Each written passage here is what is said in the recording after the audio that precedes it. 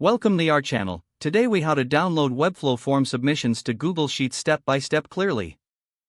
Start by opening your Webflow dashboard in a web browser. Navigate to the project that contains the form you want to connect to Google Sheets.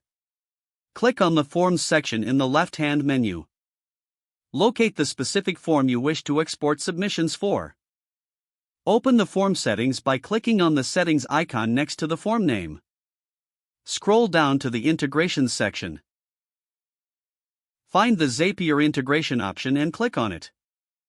Follow the instructions to connect your Webflow account to Zapier. Once connected, log into your Zapier account.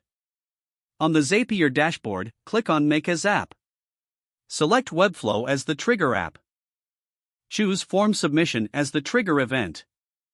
Connect your Webflow account to Zapier if prompted. Select the specific Webflow site and form you're working with. Test the trigger to ensure it's receiving submissions. After confirming that the trigger works, proceed to the next step. Search for and select Google Sheets as the action app. Choose Create Spreadsheet Row as the action event. Connect your Google account to Zapier when prompted. Select the spreadsheet you want to send data to.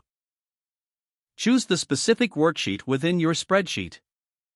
Map the fields from your Webflow form to the columns in your Google Sheets. Test the action to ensure data is being sent correctly. Once the test is successful, name your Zap. Turn on your Zap to start automating the process. Now, each new form submission will automatically populate your Google Sheets. If the page does not load, refresh the browser or try again in a private or incognito window. Make sure you are using the correct email address, then retype it carefully to avoid small typos.